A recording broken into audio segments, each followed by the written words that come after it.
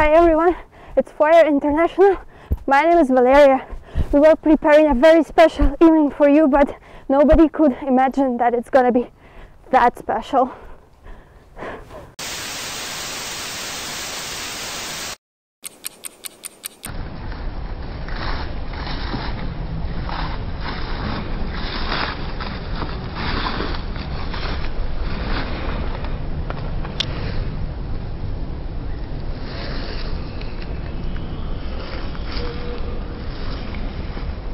This actually looks like a nice place. Should we stay here?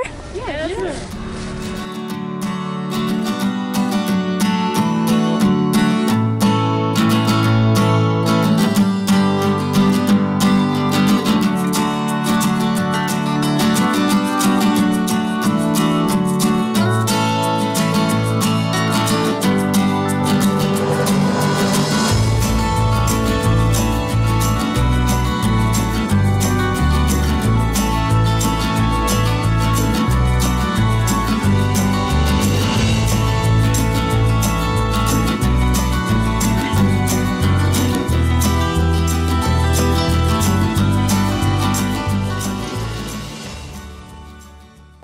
Hi everyone, it's Halloween, and this year we decided to spend this evening together with my friends and tell each other really scary stories. And let's meet my friends. So here we have Ricky over there and Mirela from Serbia. Say hi. Hi. That's Alex from Ukraine. Hello. Hi. And there we can see Rodrigo and Konstantin. Hey. And also we have Alice from Poland. Hi. Okay, these are my friends.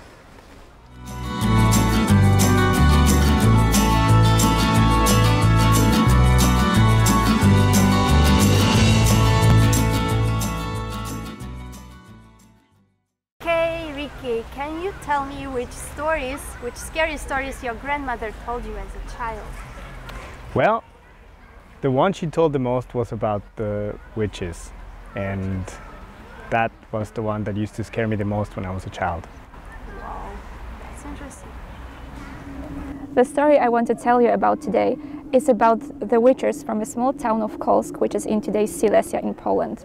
Everything I will tell you today really happened in Kolsk hundreds of years ago. The story of this town is stained by the blood of the innocent people.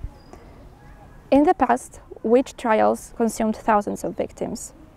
I heard this story from one woman who actually comes from this region. According to her, Kolsk is known as a town where humanity showed its worst side. In this town, about 40 people lost their lives due to accusations of witchcraft.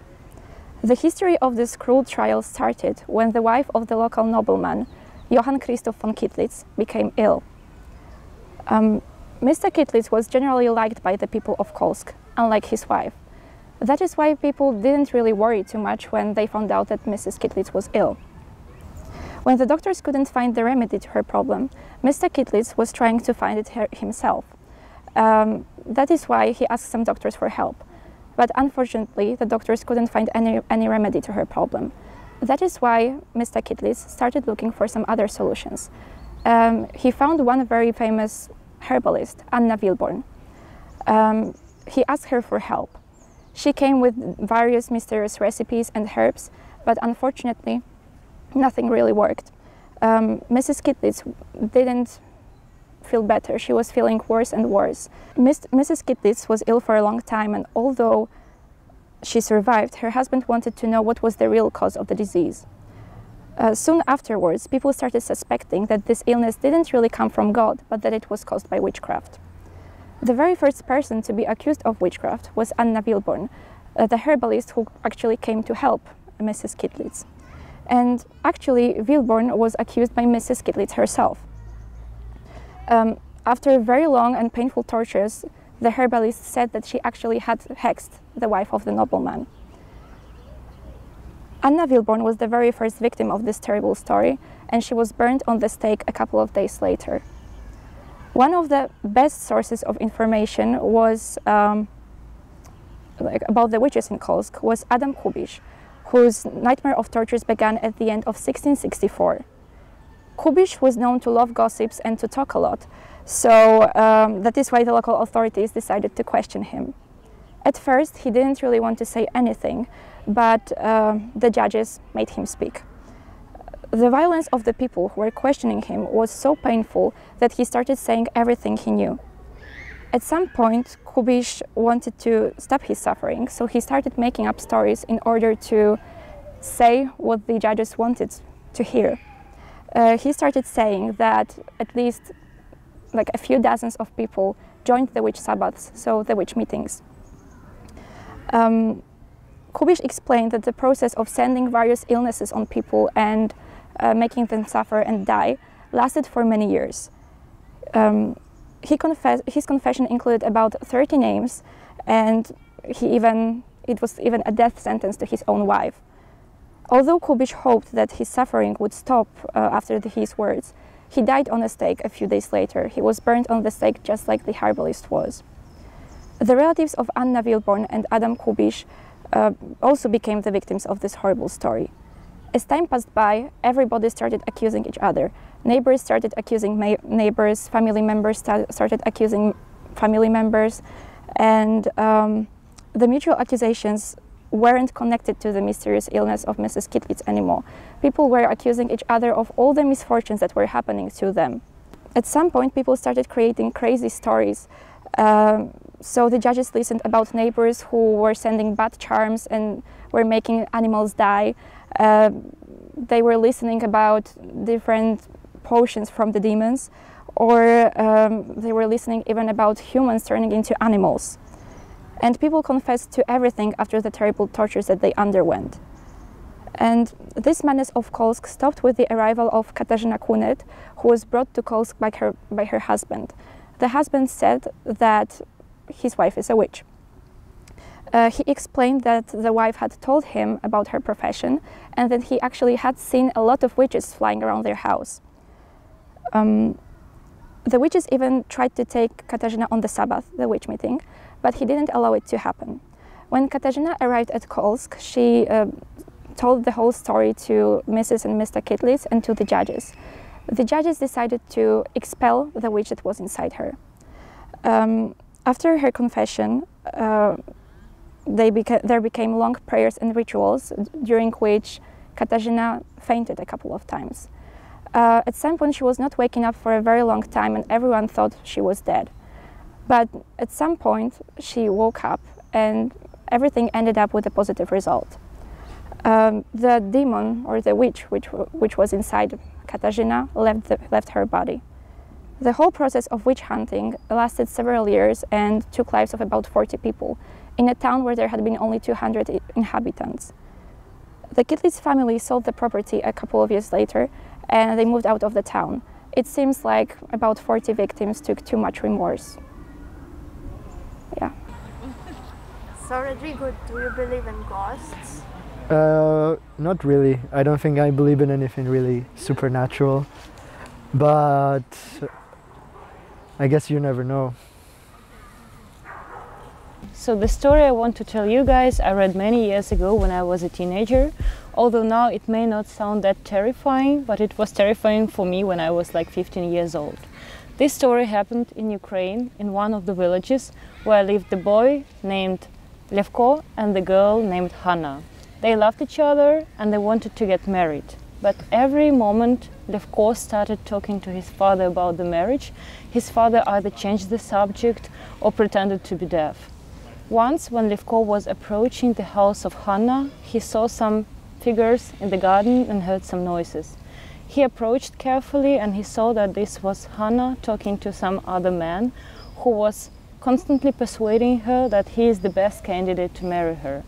To his astonishment, Levko saw that this man was his own father, who was the old widower. Anna was telling constantly, that she didn't want to marry this guy, that this is only Levko whom she loved. The guy was so astonished that he went loitering around the village, and in the end he found himself near the old lake outside of the village. This was the midnight and the moon was shining really brightly. And Livko remembered the old story that many years ago the daughter of the old soldier drowned in this lake. He was sitting near this lake and thinking about this story when somehow he saw the face of the young girl in the water. He saw this face and he froze, he could not move. The girl was really very beautiful with the long brown hair and the big blue eyes. The only strange thing was that she had very white skin. So the ghost was very sad and finally the ghost started speaking. The girl told Livko that she didn't drown in the lake, that she was forced to commit the suicide by her own stepmother. Her father married for the second time, and after the new wife came into the house, the black cat came to the room of this young girl and started to suffocate her. The girl took the father's sable from the wall and threw the sable in this cat, and somehow she cut the paw of this cat. And the next morning the stepmother appeared with a bandage on her hand. That is how the young girl understood that her stepmother was the witch. And after that the things got worse and worse in the house of the old soldier, and in the end the father threw away his own daughter out of the house. That moment she went to the high cliff and she jumped into the lake. The story the ghost said was very sad. But what the girl also added is that the witch couldn't leave her alone even now. She disguised herself among the drowned girls' souls, and she was following this girl even in the lake. The ghost of the drowned girl asked Livko to help her and to find this witch. That night the spirits of the drowned girls were playing hide and seek on the bank. And the girl asked Livko to find this witch among these girls. When the girls were playing, he saw that mostly the girls were not eager to follow each other, to chase each other, but one of them was very arrogant. And so he understood that this was the witch. After the witch was caught, the ghost of the drowned girl asked Livko what did he want. She proposed gold, she proposed pearls, she proposed money, but he said that he only wished happiness for him and his beloved. The next morning he woke up near the lake and he thought that all what he saw was only the dream. But somehow when he returned back home, his father was willing to marry him and his beloved Hannah. So, as we see, this story, although it seems very sad and very terrifying in the middle, ended up peacefully, and the ghost of the drowned girl helped to reunite the beloved hearts. I think I was always scared of vampires. I read so many books about that, and one I read when I was a child, and I was really afraid of sleeping.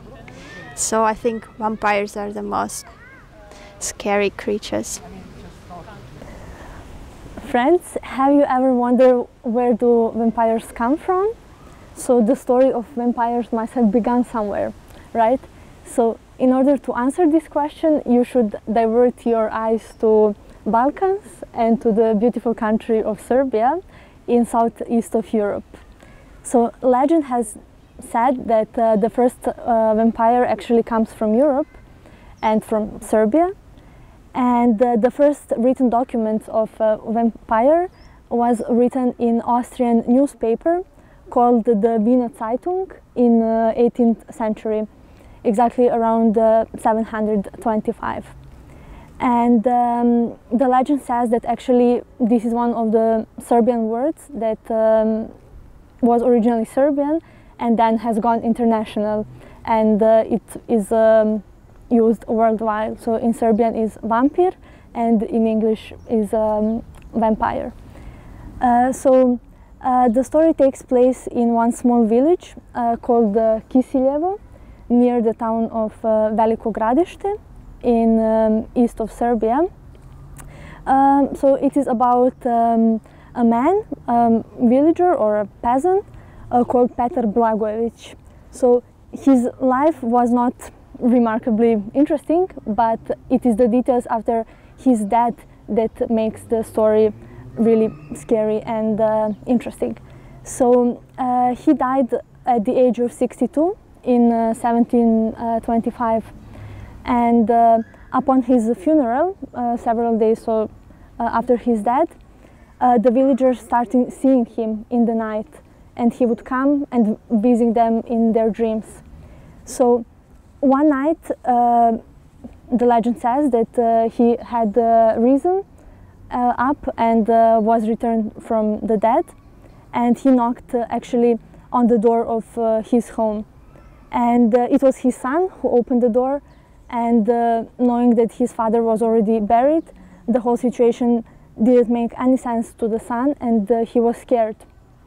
And his father, so Petar Blagojevic, had this odd demand. He asked for food, and he asked for his traditional shoes called opanci in Serbian, and both his wife and his son were scared, and they didn't have time to react and to give him food or shoes.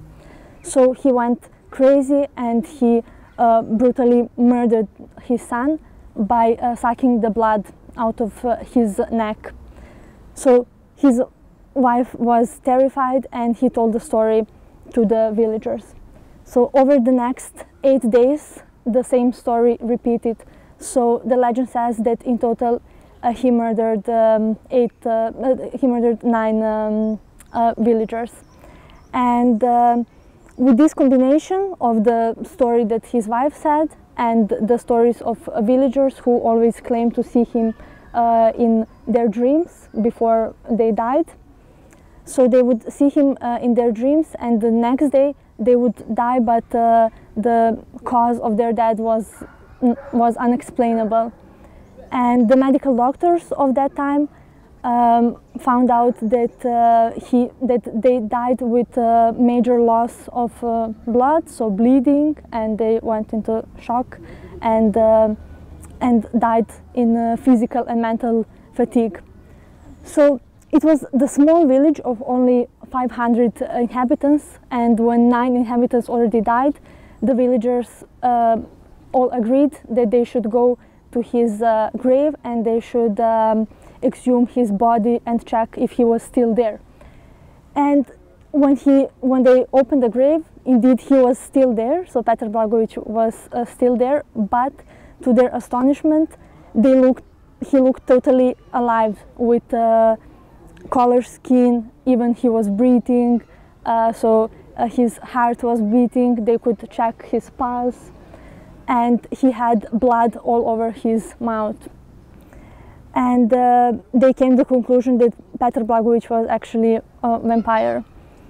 To stop this terrifying story, they decided to drive a stake through his heart and to finish once and for all with this vampire. And actually they did it, and after that a huge explosion of blood came out of his mouth.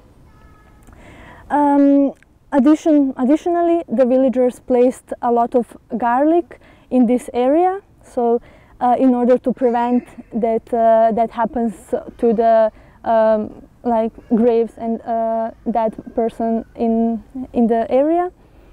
And you can ask why garlic. So, and if you are still afraid of vampires, you can use this technique that my fellow Serbs always use to protect themselves. So they believe that if you protect yourself with something that smells really strong, like garlic, that will somehow ward off evil spirits, and that will protect you. In the end, you can ask yourself why people still think about this and talk about vampires. So the possible answer is the fear of death, because back then people didn't understand what happens after death and what is the decomposition of the body. So they wanted to explain it somehow, and this story of vampires connects these two crucial aspects of human thoughts, and it is death and blood.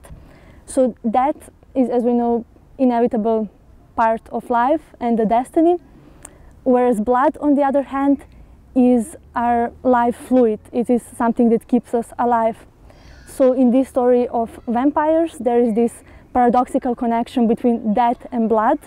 So the dead corpse wants to escape from death by drinking fresh blood always and keeping alive.